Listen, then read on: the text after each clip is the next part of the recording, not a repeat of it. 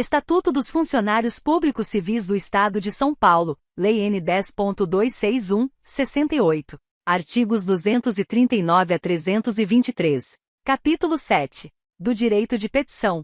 Artigo 239. É assegurado a qualquer pessoa, física ou jurídica, independentemente de pagamento, o direito de petição contra a ilegalidade ou abuso de poder e para a defesa de direitos. Parágrafo 1º. Qualquer pessoa poderá reclamar sobre abuso, erro, omissão ou conduta incompatível no serviço público. Segundo, em nenhuma hipótese a administração poderá recusar-se a protocolar, encaminhar ou apreciar a petição, sob pena de responsabilidade do agente. Artigo 240. Ao servidor é assegurado o direito de requerer ou representar, bem como, nos termos desta lei complementar, pedir reconsideração e recorrer de decisões, no prazo de 30 dias, salvo previsão legal específica. Título 6. Dos deveres, das proibições e das responsabilidades. Capítulo 1. Dos deveres e das proibições. Seção 1. Dos deveres. Artigo 241. São deveres do funcionário. Inciso 1. Ser assíduo e pontual. 2. Cumprir as ordens superiores, representando quando forem manifestamente ilegais. 3. Desempenhar com zelo e presteza os trabalhos de que for incumbido. 4. Guardar sigilo sobre os assuntos da repartição e especialmente sobre despachos, decisões ou providências. 5. Representar aos superiores sobre todas as irregularidades de que tiver conhecimento no exercício de suas funções. 6. Tratar com urbanidade as pessoas. 7. Residir no local onde exerce o cargo ou onde autorizado. 8. Providenciar para que esteja sempre em ordem no assentamento individual, a sua declaração de família. 9. Zelar pela economia do material do Estado e pela conservação do que for confiado à sua guarda ou utilização. 10. Apresentar-se convenientemente trajado em serviço ou com uniforme determinado, quando for o caso. 11. Atender prontamente com preferência sobre qualquer outro serviço, as requisições de papéis, documentos, informações ou providências que lhe forem feitas pelas autoridades judiciárias ou administrativas, para a defesa do Estado em juízo. 12. Cooperar e manter espírito de solidariedade com os companheiros de trabalho. 13. Estar em dia com as leis, regulamentos, regimentos, instruções e ordens de serviço que digam respeito às suas funções e 14. Proceder na vida pública e privada na forma que dignifique a função pública. Seção 2. Das proibições. Artigo 242. Ao funcionário é proibido. Inciso 1. Revogado. 2. Retirar, sem prévia permissão da autoridade competente, qualquer documento ou objeto existente na repartição. 3. Entreter-se durante as horas de trabalho em palestras, leituras ou outras atividades estranhas ao serviço. 4. Deixar de comparecer ao serviço sem causa justificada. 5. Tratar de interesses particulares na repartição.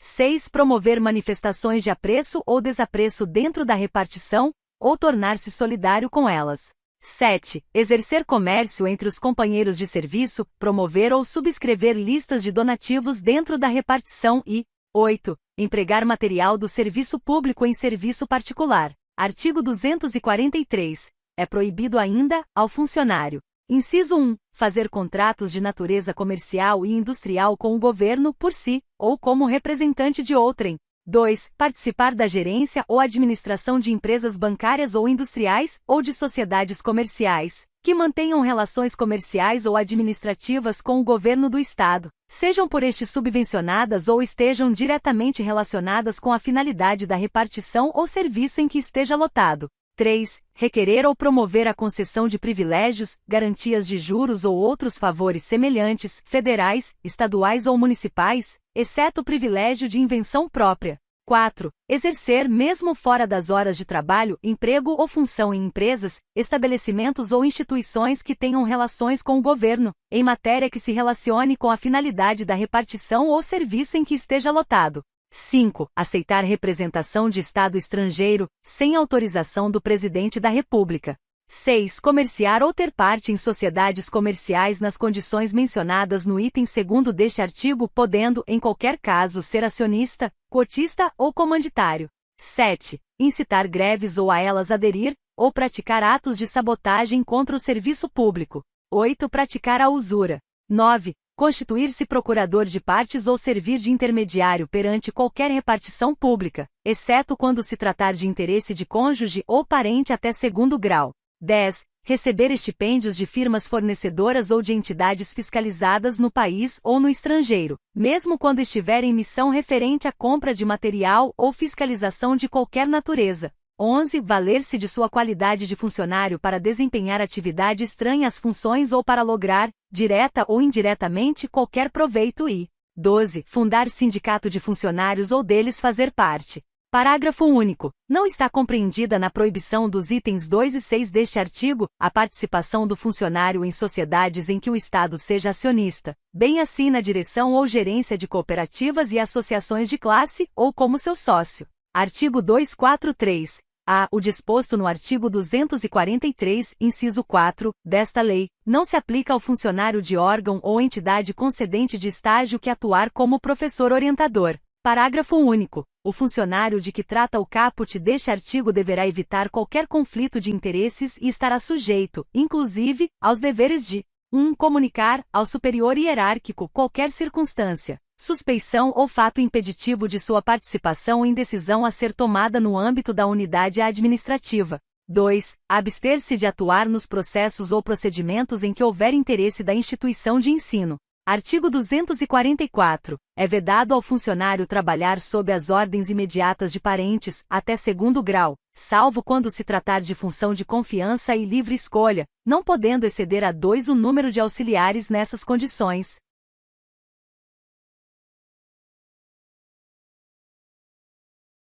Capítulo 2. Das responsabilidades. Artigo 245. O funcionário é responsável por todos os prejuízos que nessa qualidade causar à Fazenda Estadual por dolo ou culpa, devidamente apurados. Parágrafo único. Caracteriza-se especialmente a responsabilidade. Inciso 1. Pela sonegação de valores e objetos confiados à sua guarda ou responsabilidade, ou por não prestar contas ou por não as tomar, na forma e no prazo estabelecidos nas leis, regulamentos, regimentos, instruções e ordens de serviço. 2. Pelas faltas, danos, avarias e quaisquer outros prejuízos que sofrerem os bens e os materiais sob sua guarda, ou sujeitos a seu exame ou fiscalização. 3. Pela falta ou inexatidão das necessárias averbações nas notas de despacho, guias e outros documentos da Receita, ou que tenham com eles relação e 4. Por qualquer erro de cálculo ou redução contra a Fazenda Estadual. Artigo 246. O funcionário que adquirir materiais em desacordo com disposições legais e regulamentares, será responsabilizado pelo respectivo custo, sem prejuízo das penalidades disciplinares cabíveis,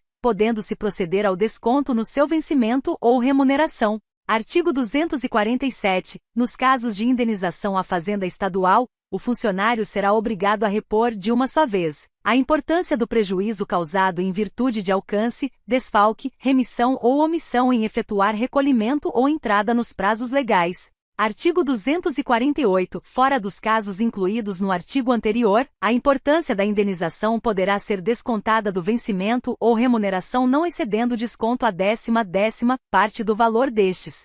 Parágrafo único. No caso do item 4º do parágrafo único do artigo 245, não tendo havido má-fé, será aplicada a pena de repreensão e, na reincidência, a de suspensão. Artigo 249. Será igualmente responsabilizado o funcionário que, fora dos casos expressamente previstos nas leis, regulamentos ou regimentos, cometer a pessoas estranhas às repartições, o desempenho de encargos que lhe competirem ou aos seus subordinados. Artigo 250. A responsabilidade administrativa não exime o funcionário da responsabilidade civil ou criminal que no caso couber, nem o pagamento da indenização a que ficar obrigado na forma dos artigos 247 e 248, o exame da pena disciplinar em que incorrer. Primeiro, a responsabilidade administrativa é independente da civil e da criminal. Segundo, será reintegrado ao serviço público, no cargo que ocupava e com todos os direitos e vantagens devidas, o servidor absolvido pela Justiça, mediante simples comprovação do trânsito em julgado de decisão que negue a existência de sua autoria ou do fato que deu origem à sua demissão.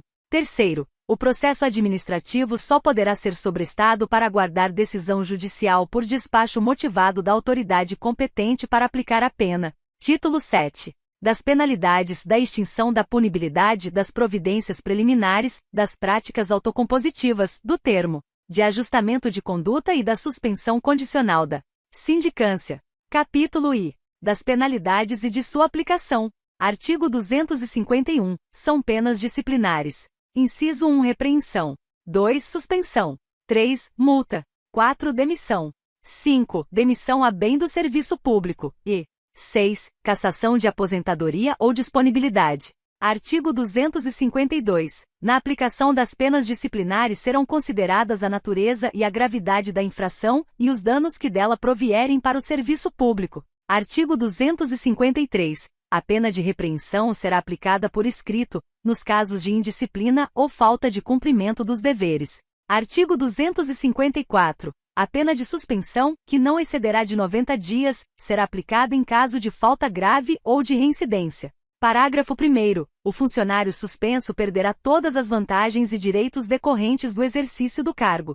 Segundo, a autoridade que aplicar a pena de suspensão poderá converter essa penalidade em multa, na base de 50% por dia de vencimento ou remuneração, sendo o funcionário, nesse caso, obrigado a permanecer em serviço. Artigo 255. A pena de multa será aplicada na forma e nos casos expressamente previstos em lei ou regulamento. Artigo 256. Será aplicada a pena de demissão nos casos de: inciso 1. Revogado. 2. Procedimento irregular de natureza grave. 3. Ineficiência no serviço. 4. Aplicação indevida de dinheiros públicos e 5. Inassiduidade. Parágrafo 1º. Considerar-se a inassiduidade a ausência ao serviço, sem causa justificável, por mais de 15 dias consecutivos, ou por mais de 20 dias úteis intercalados, durante um ano. Segundo, a pena de demissão por ineficiência no serviço só será aplicada quando verificada a impossibilidade de readaptação. Terceiro, para a configuração do ilícito administrativo de inassiduidade em razão da ausência ao serviço por mais de 15 dias consecutivos, observar-se-á o seguinte: 1. Serão computados os sábados, os domingos, os feriados e os pontos facultativos subsequentes à primeira falta. 2. Se o funcionário cumprir a jornada de trabalho sob regime de plantão, além dos sábados, dos domingos, dos feriados e dos pontos facultativos, serão computados os dias de folga subsequentes aos plantões a que tenha faltado. Artigo 257. Será aplicada a pena de demissão a bem do serviço público ao funcionário que: inciso 1. For convencido de incontinência pública e escandalosa e de vício de jogos proibidos. 2. Praticar ato definido como crime contra a administração pública, a fé pública e a fazenda estadual, ou previsto nas leis relativas à segurança e à defesa nacional. 3. Revelar segredos de que tenha conhecimento em razão do cargo, desde que o faça dolosamente e com prejuízo para o Estado ou particulares. 4. Praticar insubordinação grave. 5. Praticar em serviço ofensas físicas contra funcionários ou particulares, salvo se em legítima defesa.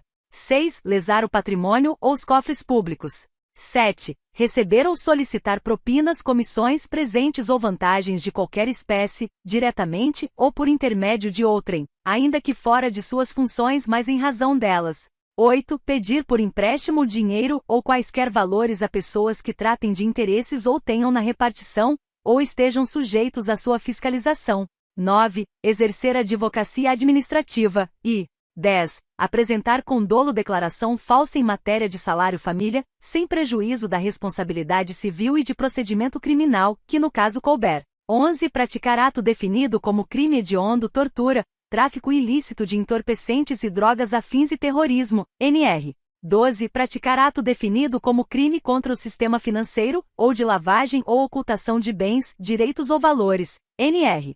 13. Praticar ato definido em lei como de improbidade. NR. Artigo 258. O ato que demitir o funcionário mencionará sempre a disposição legal em que se fundamenta. Artigo 259. Será aplicada a pena de cassação de aposentadoria ou disponibilidade, se ficar provado que o inativo: inciso 1. Praticou, quando em atividade, falta grave para a qual é cominada nesta lei a pena de demissão ou de demissão a bem do serviço público. 2. Aceitou ilegalmente cargo ou função pública. 3. Aceitou representação de Estado estrangeiro sem prévia autorização do Presidente da República e 4. Praticou a usura em qualquer de suas formas. Artigo 260. para aplicação das penalidades previstas no artigo 251, são competentes. Inciso 1, o governador. 2, os secretários de Estado, o procurador-geral do Estado e os superintendentes de autarquia. 3, os chefes de gabinete até a de suspensão. 4, os coordenadores até a de suspensão limitada a 60 dias e 5, os diretores de departamento e divisão, até a de suspensão limitada a 30 dias. Parágrafo único. Havendo mais de um infrator e diversidade de sanções, a competência será da autoridade responsável pela imposição da penalidade mais grave. Artigo 261. Extingue-se a punibilidade pela prescrição. Inciso 1 da falta sujeita à pena de repreensão, suspensão ou multa em 2 anos. 2 da falta sujeita à pena de demissão a bem do serviço público e de cassação da aposentadoria ou disponibilidade em 5 anos. 3 da falta prevista em lei como infração penal, no prazo de prescrição em abstrato da pena criminal, se for superior a 5 anos. Parágrafo 1º. A prescrição começa a correr: 1 do dia em que a falta for cometida. 2 do dia em que tenha cessado a continuação ou a permanência, nas faltas continuadas ou permanentes. 2º. Interrompem a prescrição a portaria que instaura sindicância e a que instaura processo administrativo. 3º. O lapso prescricional corresponde: 1 na hipótese de desclassificação da infração, ao da pena efetivamente aplicada. 2 na hipótese de mitigação ou atenuação, ao da pena em tese cabível. 4º. A prescrição não corre. Inciso 1. Enquanto sobrestado o processo administrativo para aguardar decisão judicial, na forma do 3º do artigo 250. 2. Enquanto insubsistente o vínculo funcional que venha a ser restabelecido. 3. Durante a suspensão da sindicância, nos termos do artigo 267-N desta lei. 4. No curso das práticas autocompositivas. 5. Durante o prazo estabelecido para o cumprimento do termo de ajustamento de conduta.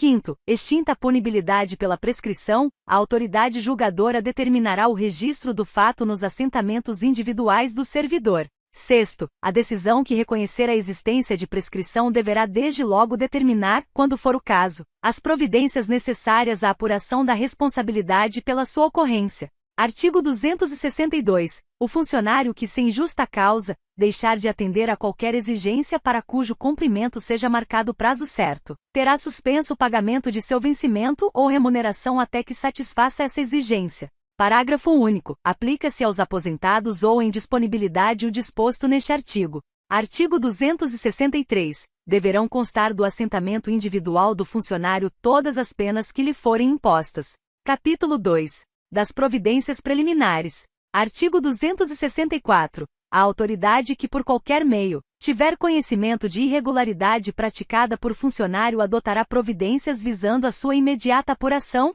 sem prejuízo das medidas urgentes que o interesse da administração exigir, podendo submeter o caso às práticas autocompositivas ou propor celebração de termo de ajustamento de conduta. Parágrafo único. A autoridade poderá, desde logo, submeter o caso às práticas autocompositivas, especialmente nas situações em que evidenciada a ocorrência de conflitos interpessoais, objetivando sempre a melhor solução para resguardar o interesse público. Artigo 265. A autoridade realizará a apuração preliminar, de natureza simplesmente investigativa, quando a infração não estiver suficientemente caracterizada ou definida a autoria. Parágrafo 1º. A apuração preliminar deverá ser concluída no prazo de 30 dias. 2º, não concluída no prazo a apuração, a autoridade deverá imediatamente encaminhar ao chefe de gabinete relatório das diligências realizadas e definir o tempo necessário para o término dos trabalhos. NR. 3º, ao concluir a apuração preliminar, a autoridade deverá opinar fundamentadamente pelo arquivamento ou pela instauração de sindicância ou de processo administrativo. Artigo 266. Determinada a instauração de sindicância ou processo administrativo, ou no seu curso, havendo conveniência para a instrução ou para o serviço, poderá o chefe de gabinete, por despacho fundamentado, ordenar as seguintes providências. Inciso 1. Afastamento preventivo do servidor, quando recomendar a moralidade administrativa ou a apuração do fato, sem prejuízo de vencimentos ou vantagens, até 180 dias prorrogáveis uma única vez por igual período. 2. Designação do servidor acusado para o exercício de atividades exclusivamente burocráticas até decisão final do procedimento. 3. Recolhimento de carteira funcional, distintivo, armas e algemas. 4. Proibição do porte de armas. 5. Comparecimento obrigatório, em periodicidade a ser estabelecida, para tomar ciência dos atos do procedimento. Primeiro, a autoridade que determinar a instauração ou presidir sindicância ou processo administrativo poderá representar ao chefe de gabinete para propor a aplicação das medidas previstas neste artigo, bem como sua cessação ou alteração. Segundo, o chefe de gabinete poderá, a qualquer momento por despacho fundamentado, fazer cessar ou alterar as medidas previstas neste artigo. Artigo 267. O período de afastamento preventivo computa-se como de efetivo exercício, não sendo descontado da pena de suspensão eventualmente aplicada. Capítulo 3. Das práticas autocompositivas, do termo de ajustamento de conduta e da suspensão condicional da sindicância. Artigo 267. A autoridade competente para determinar a apuração de irregularidade e a instauração de sindicância ou processo administrativo e o procurador do Estado responsável por sua condução ficam autorizados, mediante despacho fundamentado, a propor as práticas autocompositivas, a celebração de termo de ajustamento de conduta, bem como a suspensão condicional da sindicância, nos termos desta lei. Artigo 267-B. As práticas autocompositivas, a serem regulamentadas por decreto, serão orientadas pelos princípios da voluntariedade, corresponsabilidade, reparação do dano, confidencialidade, informalidade, consensualidade e celeridade, observado o seguinte.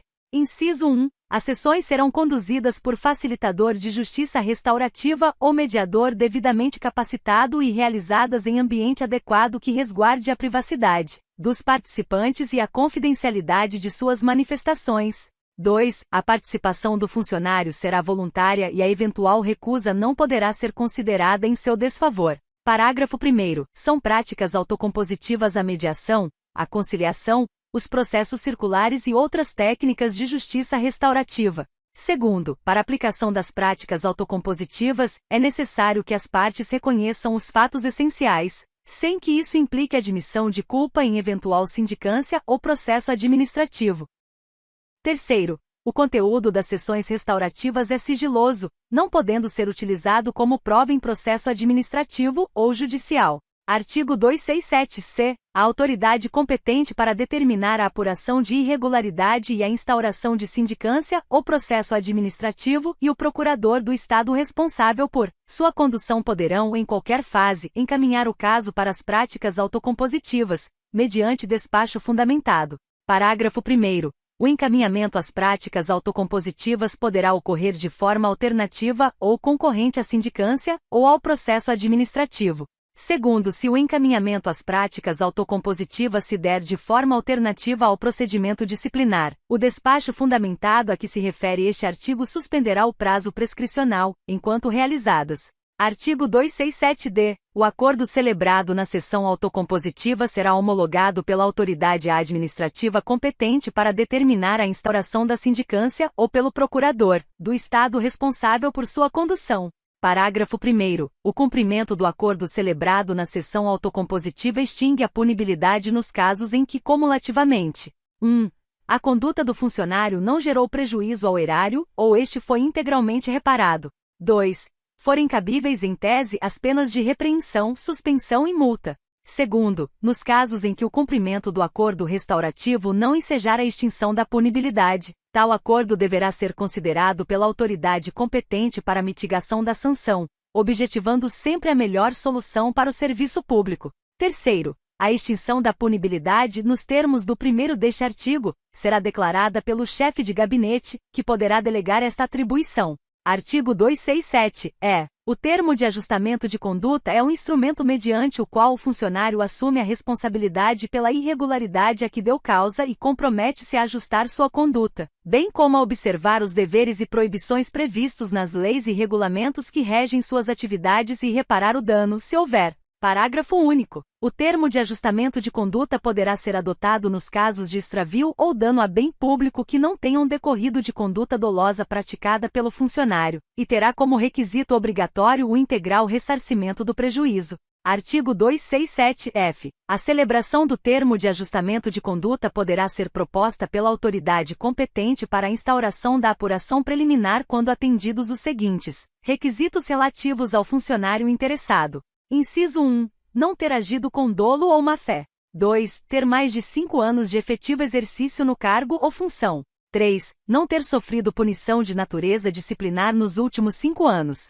4. Não ter sindicância ou processo disciplinar em curso. 5. Não ter celebrado termo de ajustamento de conduta nos últimos 3 anos. Parágrafo único. Exclusivamente para os fins do disposto no caput deste artigo, o termo de ajustamento de conduta será registrado nos assentos funcionais do funcionário. Artigo 267-G. O termo de ajustamento de conduta será homologado pelo chefe de gabinete, mediante prévia manifestação da consultoria jurídica da Procuradoria-Geral do Estado acerca dos termos e condições estabelecidos. Parágrafo único. O chefe de gabinete poderá delegar a atribuição prevista neste artigo. Artigo 267-H. A proposta de celebração do termo de ajustamento de conduta poderá ser feita de ofício ou a pedido do funcionário interessado. Parágrafo único. O pedido de celebração de termo de ajustamento de conduta feito pelo funcionário interessado poderá ser indeferido com base em juízo de admissibilidade que conclua pelo não cabimento da medida em relação à irregularidade a ser apurada.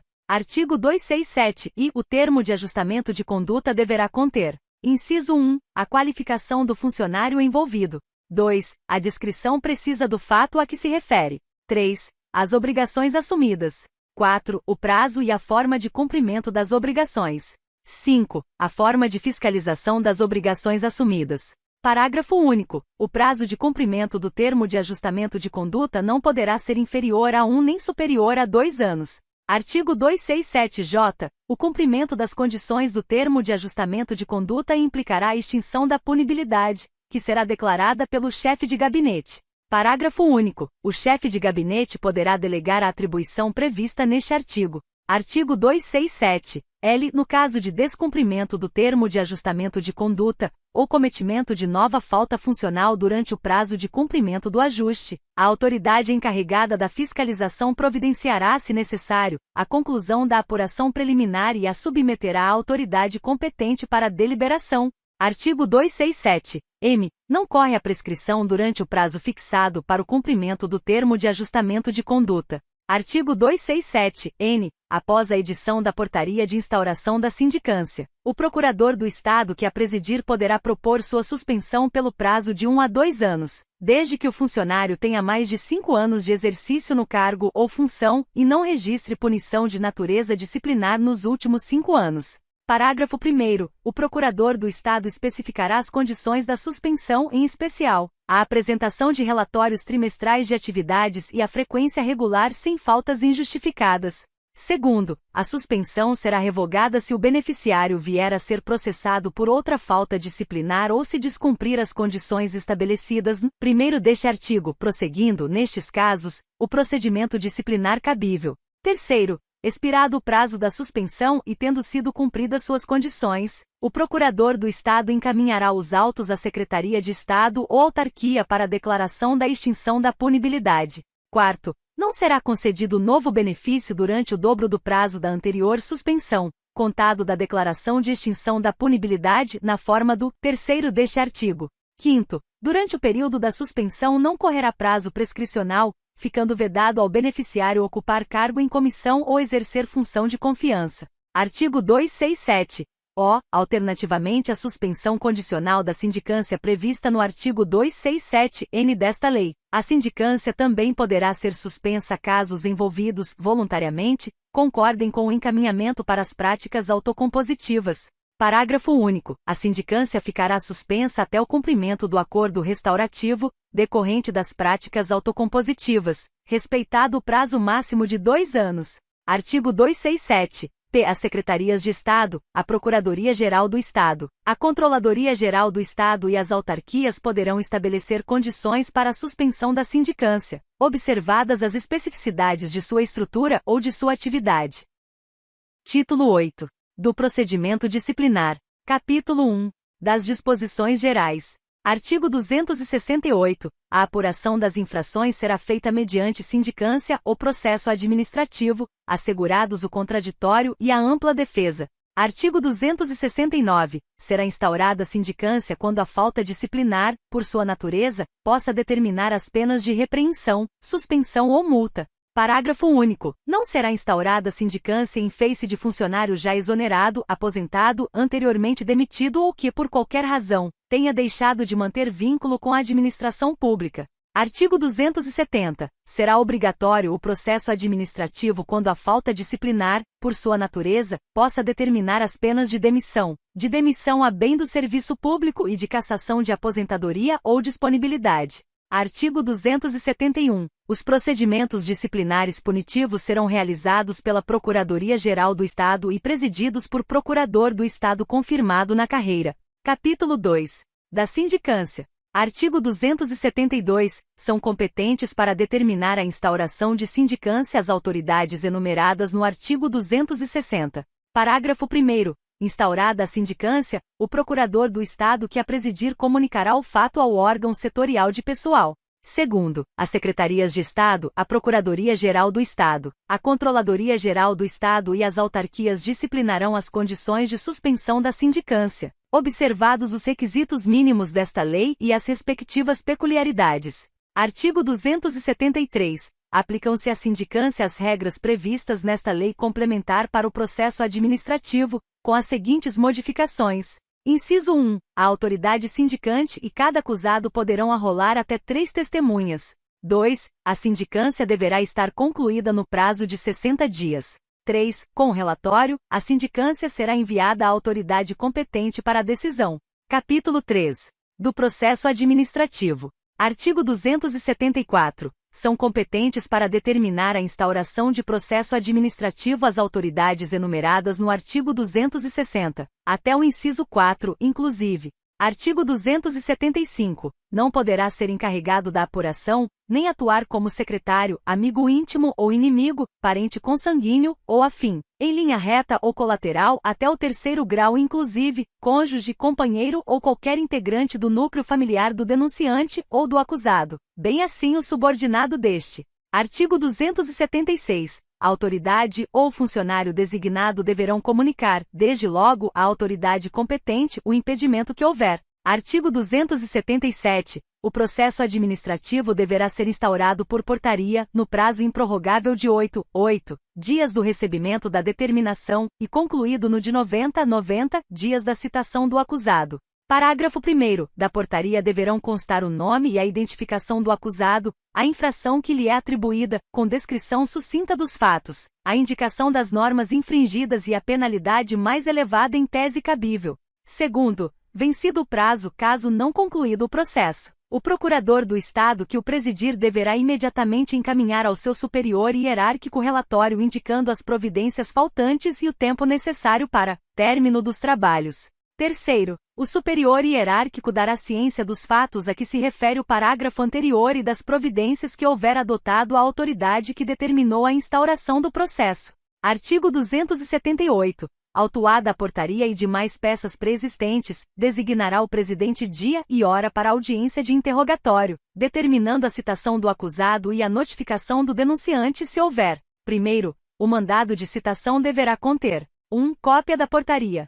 2. Data, hora e local do interrogatório, que poderá ser acompanhado pelo advogado do acusado. 3. Data, hora e local da oitiva do denunciante, se houver, que deverá ser acompanhada pelo advogado do acusado.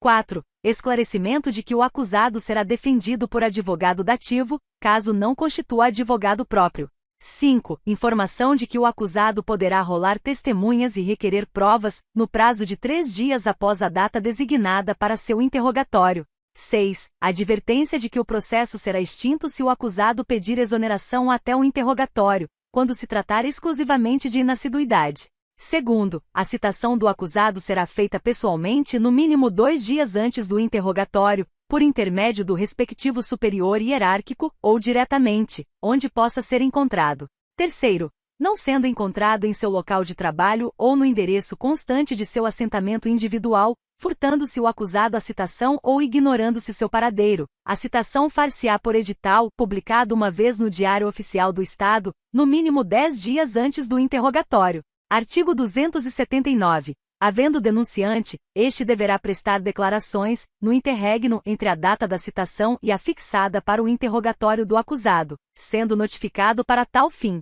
Primeiro, a oitiva do denunciante deverá ser acompanhada pelo advogado do acusado, próprio ou dativo. Segundo, o acusado não assistirá à inquirição do denunciante. Antes, porém, de ser interrogado, poderá ter ciência das declarações que aquele houver prestado. Artigo 280. Não comparecendo o acusado, será por despacho decretada sua revelia, prosseguindo-se nos demais atos e termos do processo.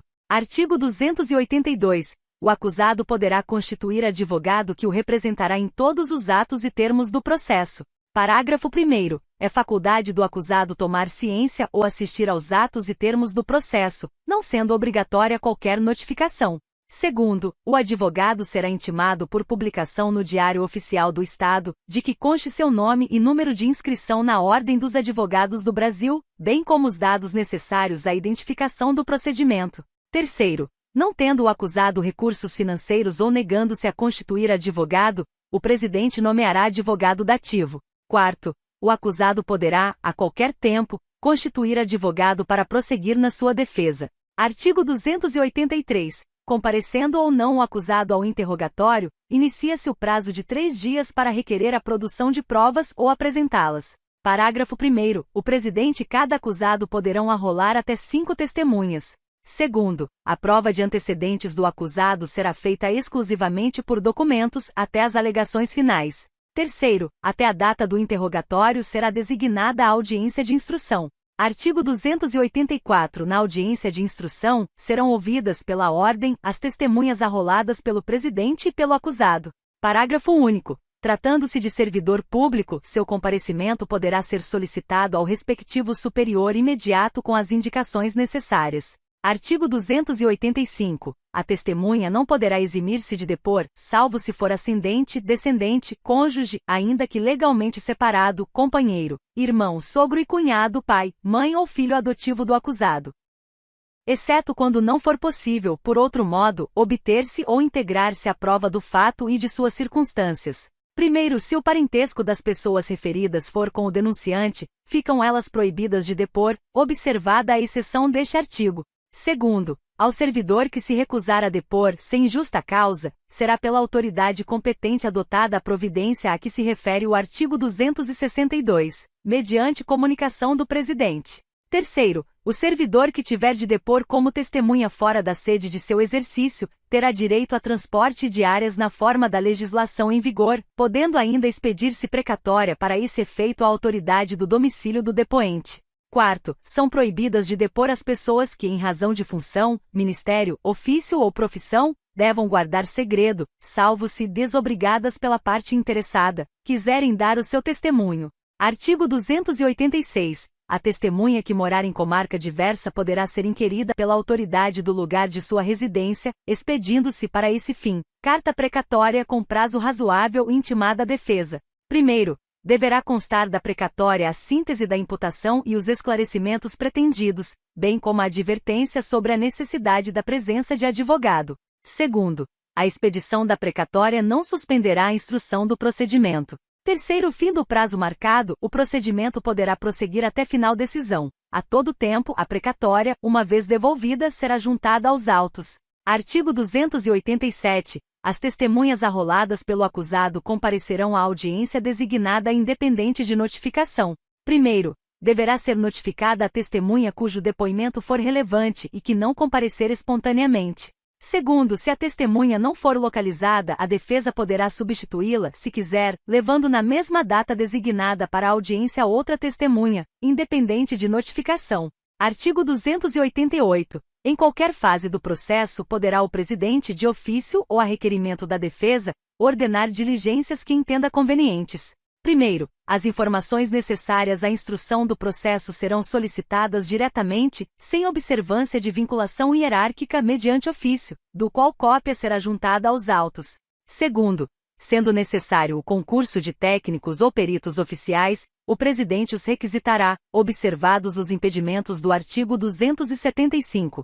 Artigo 289. Durante a instrução, os autos do procedimento administrativo permanecerão na repartição competente. Primeiro, será concedida a vista dos autos ao acusado, mediante simples solicitação, sempre que não prejudicar o curso do procedimento. Segundo, a concessão de vista será obrigatória no prazo para manifestação do acusado ou para apresentação de recursos, mediante publicação no Diário Oficial do Estado. Terceiro, não corre o prazo senão depois da publicação a que se refere o parágrafo anterior e desde que os autos estejam efetivamente disponíveis para vista. Quarto, ao advogado é assegurado o direito de retirar os autos da repartição, mediante recibo, durante o prazo para manifestação de seu representado, salvo na hipótese de prazo comum, de processo sob regime de segredo de justiça, ou quando existirem nos autos documentos originais de difícil restauração ou ocorrer circunstância relevante que justifique a permanência dos autos na repartição, reconhecida pela autoridade em despacho motivado.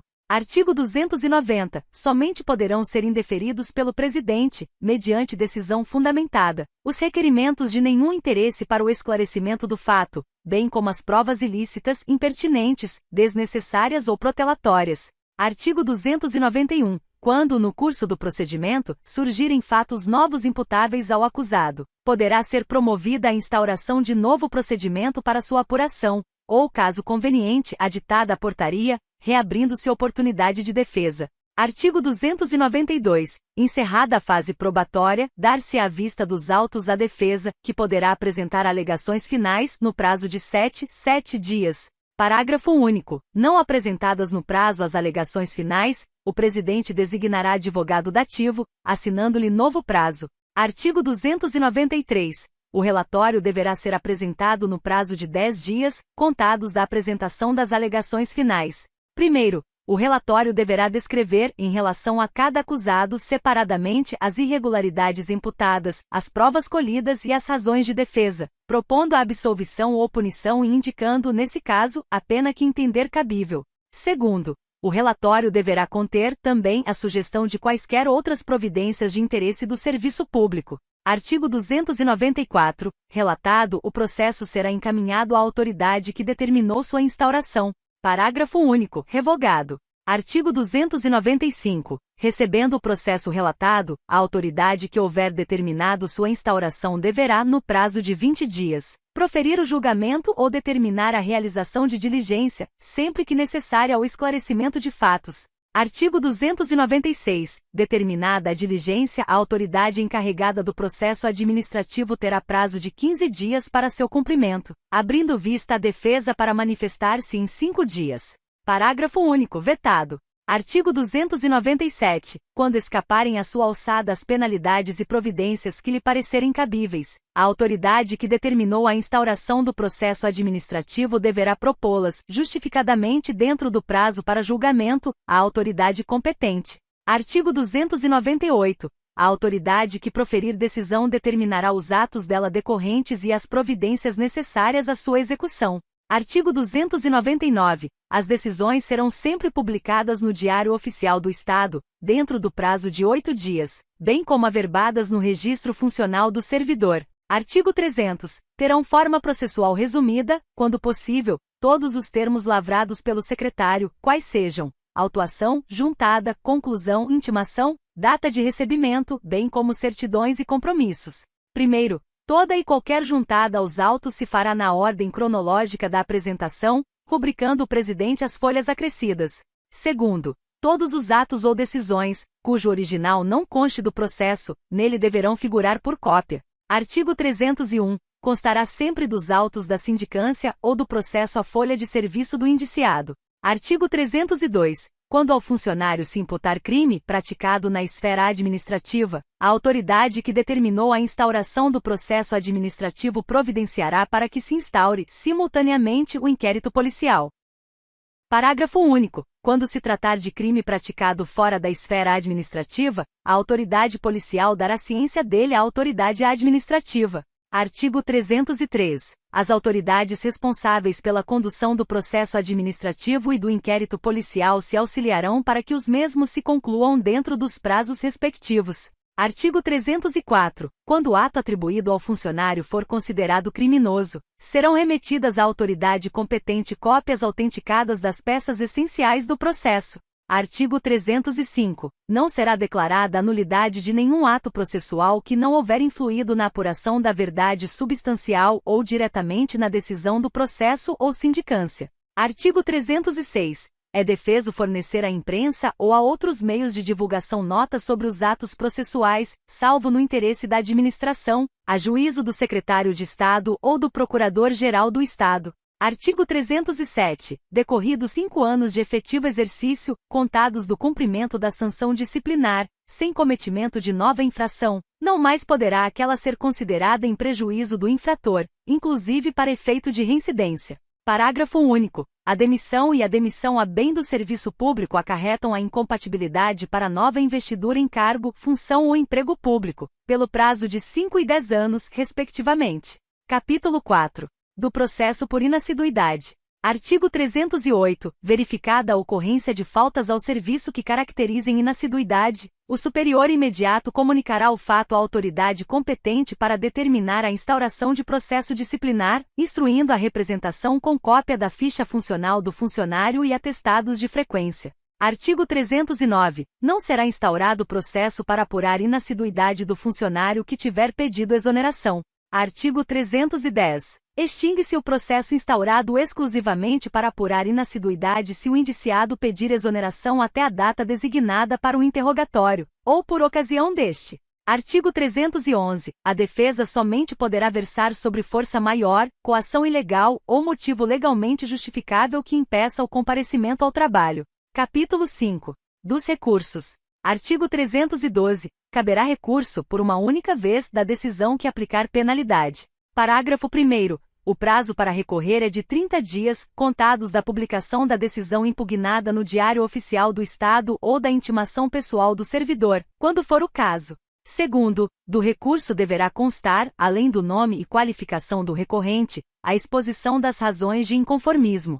Terceiro, o recurso será apresentado à autoridade que aplicou a pena, que terá o prazo de 10 dias para, motivadamente, manter sua decisão ou reformá-la. Quarto, mantida a decisão, ou reformada parcialmente, será imediatamente encaminhada a reexame pelo superior hierárquico. Quinto, o recurso será apreciado pela autoridade competente ainda que incorretamente denominado ou endereçado. Artigo 313. Caberá pedido de reconsideração, que não poderá ser renovado, de decisão tomada pelo governador do Estado em única instância, no prazo de 30 dias. Artigo 314. Os recursos de que trata esta lei complementar não têm efeito suspensivo. Os que forem providos darão lugar às retificações necessárias, retroagindo seus efeitos à data do ato punitivo. Capítulo 6. Da revisão. Artigo 315. Admitir-se-á, a qualquer tempo, a revisão de punição disciplinar de que não caiba mais recurso, se surgirem fatos ou circunstâncias ainda não apreciados, ou vícios insanáveis de procedimento, que possam justificar redução ou anulação da pena aplicada. Parágrafo 1º. A simples alegação da injustiça da decisão não constitui fundamento do pedido. Segundo, não será admitida reiteração de pedido pelo mesmo fundamento. Terceiro, os pedidos formulados em desacordo com este artigo serão indeferidos.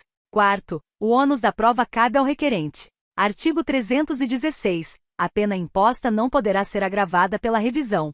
Artigo 317. A instauração de processo revisional poderá ser requerida fundamentadamente pelo interessado ou, se falecido ou incapaz, por seu curador, cônjuge, companheiro, ascendente, descendente ou irmão, sempre por intermédio de advogado.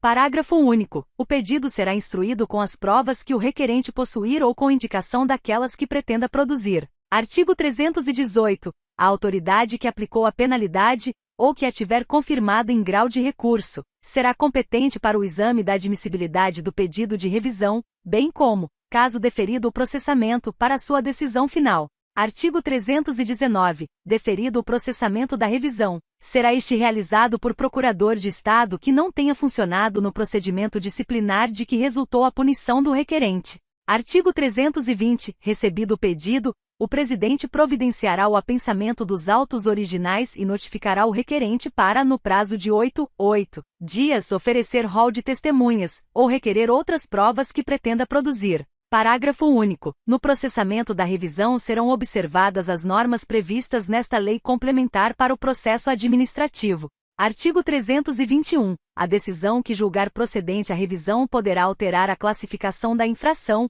absolver o punido, modificar a pena ou anular o processo, restabelecendo os direitos atingidos pela decisão reformada. Disposições finais. Artigo 322. O dia 28 de outubro será consagrado ao funcionário público estadual. Artigo 323. Os prazos previstos neste estatuto serão todos contados por dias corridos. Parágrafo único. Não se computará no prazo o dia inicial, prorrogando-se o vencimento, que incidir em sábado, domingo, feriado ou facultativo, para o primeiro dia útil seguinte.